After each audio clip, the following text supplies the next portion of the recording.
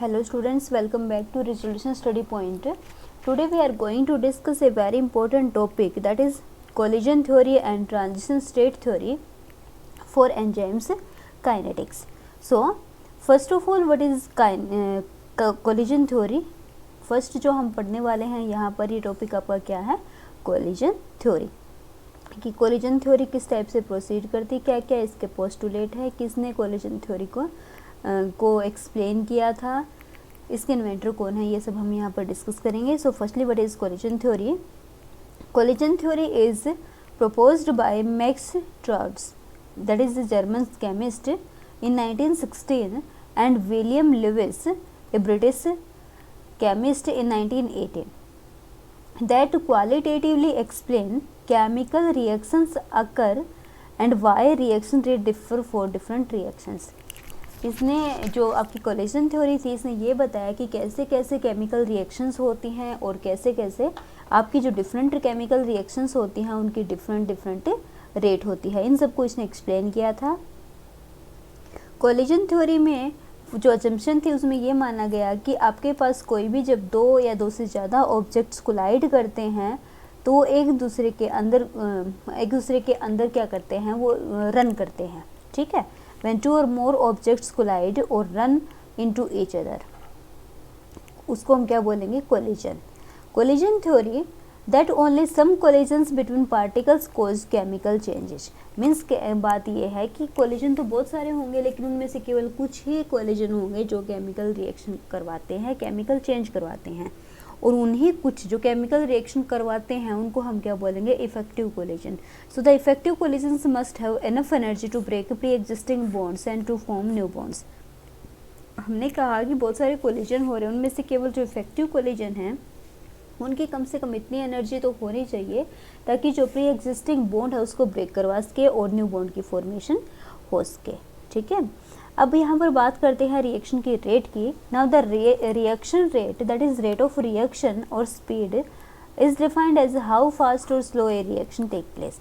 Reaction rate का मतलब क्या कि कोई भी केमिकल रिएक्शन कितना फास्टली और कितना स्लोली होती है उसको हम बोलते हैं रिएक्शन या फिर speed of reaction. Reaction rate has to do with the speed of substance particles. Fast reaction rate fast moving particles की होती है, slow reaction rate slow moving particles की होती है. अब रिएक्शन के रेट को कौन कौन से फैक्टर्स अफेक्ट करते हैं ये हम यहाँ पर डिस्कस करेंगे. Many factors affect collision and hence reaction rate, including surface area. Surface area मतलब जो जितना बड़ा साइज होगा उतने ही ज़्यादा अमाउंट में क्या होगा, कोलिजन होगा. ठीक है, तो सरफेस एरिया जितना ज़्यादा होगा रिएक्शन की रेट उतनी ही ज़्यादा होगी. सेकंड बात करता है कंसंट्रेशन के ऊपर.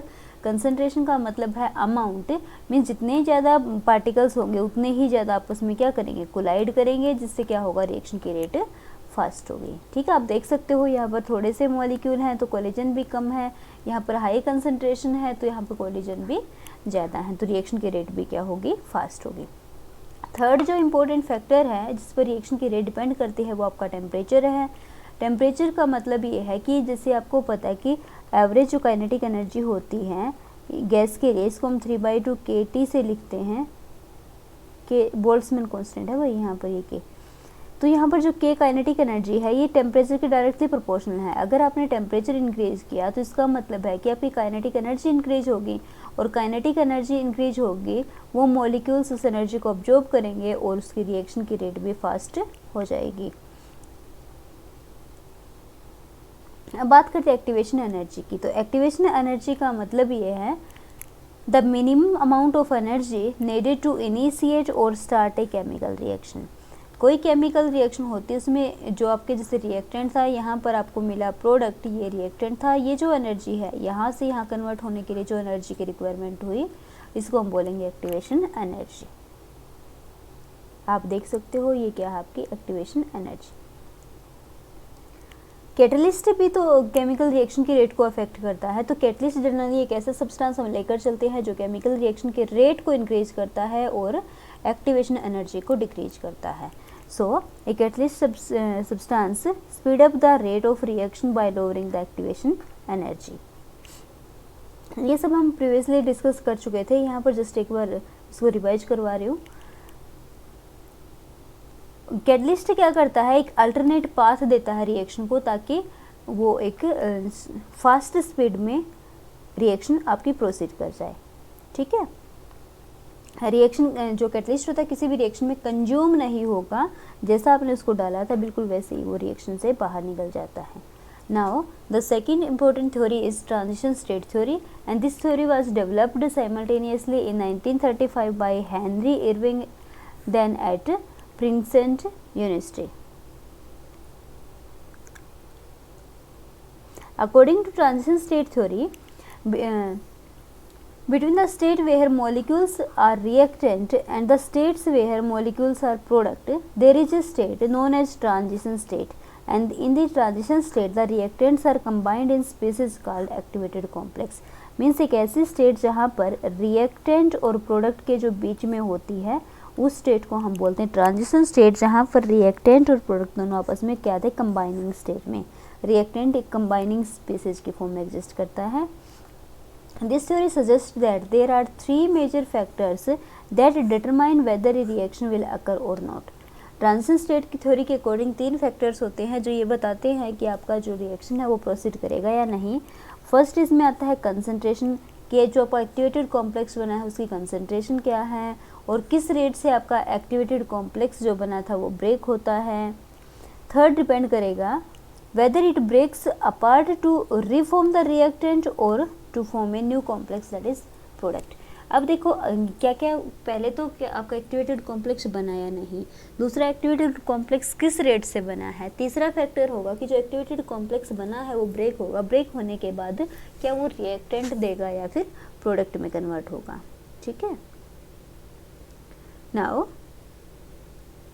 एग्जाम्पल है, ये आपके पास रिएक्टेंट है, ये आपके पास क्या है, प्रोडक्ट है।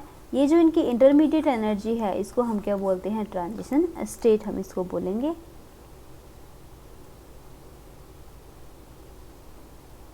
The example reactions shown above involves the reactants hydroxide and bromomethane forming the products methanol bromide. आप देख सकते हो ये रिएक्शन है, मीथेन के साथ रिएक्शन करता है हाइड्रोक्साइड आयन, फिर ट्रांजिशन स्टेट बनती है जिसमें आपका ब्रोमीन और आपका हाइड्रोक्साइड दोनों ही आपके कार्बन से अटैच हैं। 5 वैलेंसी वाला कंपाउंड यहाँ पर देखने को मिलेगा। नेक्स्ट वाले में ब्रोमाइड निकल चुका है, हाइड्रोक्साइड ने बॉन्ड बना लिया है। तो ये आपकी ट्रांजिशन स्टेट होती है जो इन बिटवीन होती है रिएक्टेंट और प्रोडक्ट के। The first part of the image shows the reactant and the second part shows the transition state, third part will show the product formed. Now the activated complex is clearly different from that the reactant and product। activated जो complex जो transition state बनी है वो different होती है reactant और product से। एक successful collision and reactions have clearly occurred because in the third part of the image product are formed। ये हमने देख चुके हैं रिएक्शन में, बिल्कुल वही वाली बात है कि यहाँ पर आपका रिएक्टेंट था, बीच में आपका ट्रांजिशन स्टेट थी और यहाँ पर आपको क्या मिला था, प्रोडक्ट। तो प्रोडक्ट की जो शेप है वो बिल्कुल रिएक्टेंट से डिफरेंट है, तो इसका मतलब रिएक्शन आपकी प्रोसीड कर चुकी है। तो ये हमारा था कोलिजन थ्योरी और ट्रांजिशन स्टेट थ्योरी।